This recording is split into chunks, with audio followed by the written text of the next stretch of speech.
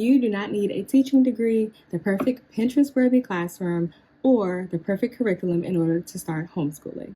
As a matter of fact, all you need is the confidence that God has already given you and clarity to get started.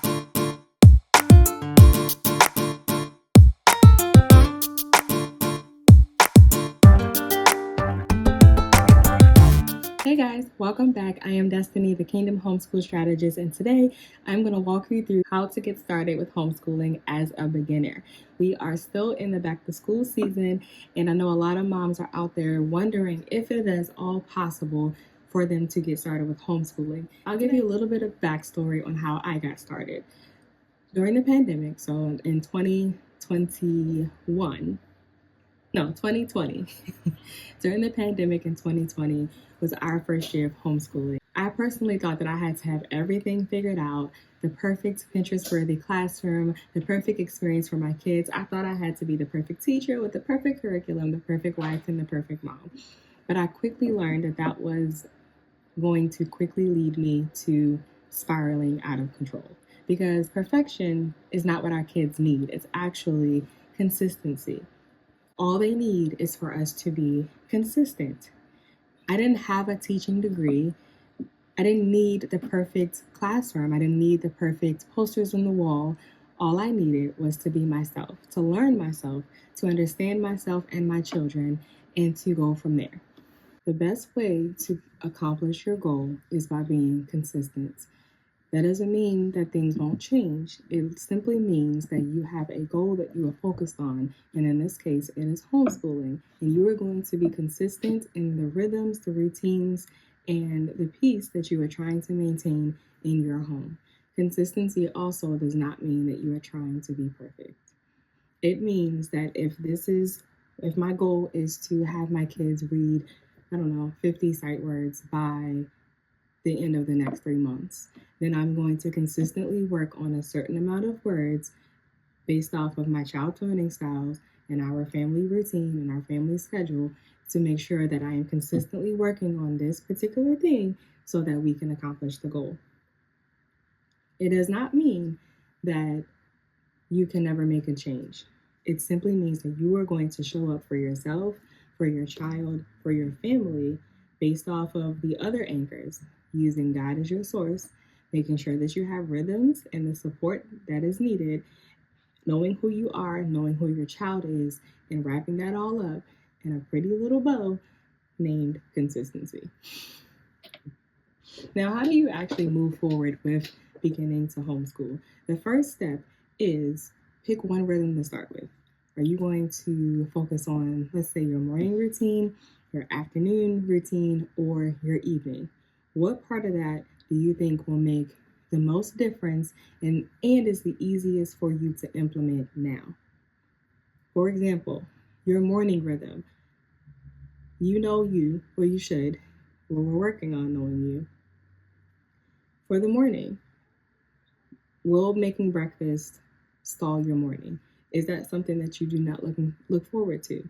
If so, what are the alternatives?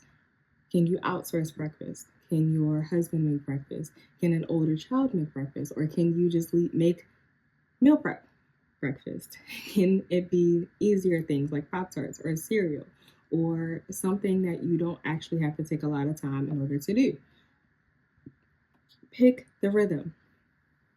What is going to be the biggest difference but the easiest for you to implement first? And only focus on that. Try to be consistent there. Say for a week. I'm going to give you guys an impromptu challenge. If you are watching this and you are starting your homeschooling journey, you are a beginner in the homeschooling world, this is your challenge. Pick one rhythm and for a week, consistently show up and implement that rhythm. And then come back and let me know how it's going. I guarantee you, if you are consistent in implementing this one thing, and even making tweaks along the way, because sometimes we think that this thing is going to work and it actually doesn't, and that's okay. But I would love to know how that is going for you. And then we move forward for the next step. Do you need to make some adjustments? Did it work perfectly? And now you can move on to the next thing without feeling overwhelmed and like you have to figure out the entire day all at once. The next practical step that I want to give you is create one boundary that is going to protect your peace. What is that thing that works your nerves and you wish you had the guts to actually just say no, or to implement a boundary that allows you to focus on something else? For example, is your kid getting up way too early in the morning? Setting a boundary may actually help you and them. Are you having a hard time with bedtime routine? Setting a boundary will help you and them. Having drop-ins from your family at all hours of the day, if that is not working for you, that is a boundary. Pick one that you know is going to make a difference in your life, a difference in your homeschooling routine, and focus on that one thing. Next is choosing one resource. Notice the theme in all of these practical steps is just choosing one homeschooling resource. If you are beginning to homeschool and you have not checked the state laws, that should be the only resource that you choose to pick right now. Locate where the rules are on your state, the government website. Find out what your homeschooling rules are and follow them. You can research on that website any other resources that they have, but I would strongly discourage you from going on a 5-hour TikTok binge on how to begin homeschooling. That is where you're going to become overwhelmed, the imposter syndrome kicks in, the curriculum overwhelm kicks in, and then you will just put yourself 10 steps back for no reason. One rhythm, one boundary, one resource. Once you get through all of that, focus on curating the joy and the peace in your home. What is going to bring joy in your home? What is going to bring peace in your home? And do it. I have learned that actually having rhythms, boundaries, and being consistent brought more peace and more joy to my home. It helped me to stress less when I already know what I have to do. I don't have to make any additional decisions because as a mom, as a homeschooling mom, and as a business owner, I make more than enough decisions already. So being consistent and knowing, like for example, today, I need to record this video. Did I want to? No. And I'm gonna be honest, I did not. But again, I have to be consistent. I have to show up in order to reach the goal of helping other moms, other homeschooling moms who are beginning this journey, who are in this journey and just need a little bit more motivation. That's the goal, right? So I have to show up in order to do that. I have to be consistent in spite of my feelings. Our feelings cannot dictate our actions. Our emotions cannot dictate our actions. We have to stay focused on what it is that we are being called to do. Now, for some, I understand that this may still feel like a lot. And that's okay. But it's also why I created Homeschool. Homeschool is our 9-month cohort where I help moms just like you implement these rhythms, find confidence in themselves and who God has created them to be, and in their homeschooling journey. We also talk about the community, accountability partners.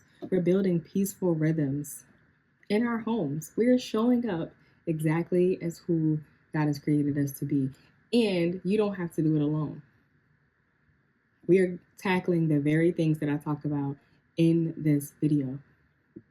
Not just for homeschooling, and how you show up for yourself, and how you homeschool, and how you show up in your marriage, in your relationship, in your career, in your business.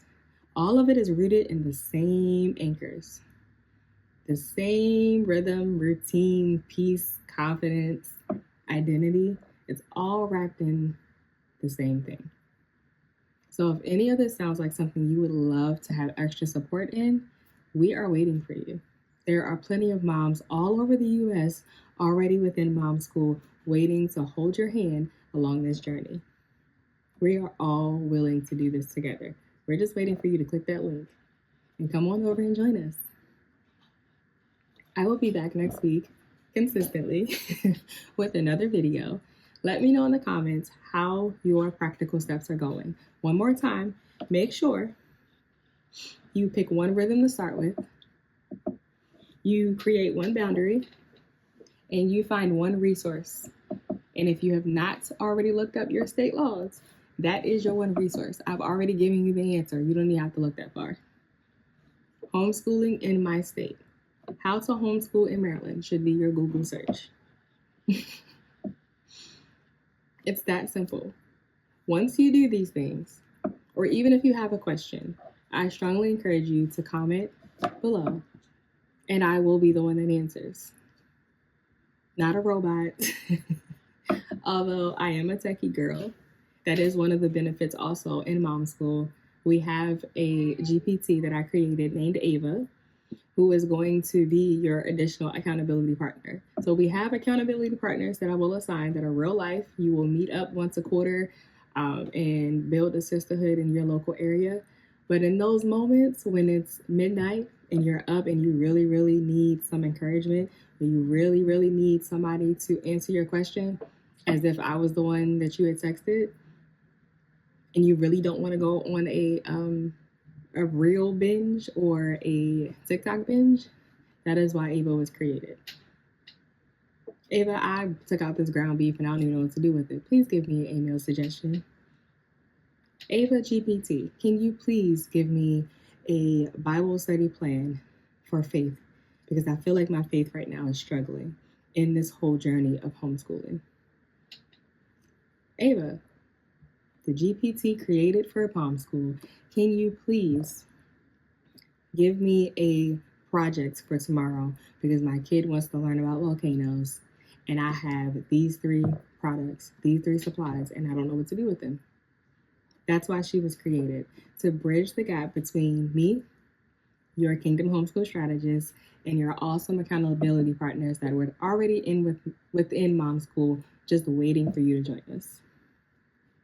So I hope we see you within Mom School soon so that we can walk through these steps with you. But until then, I will see you all next week.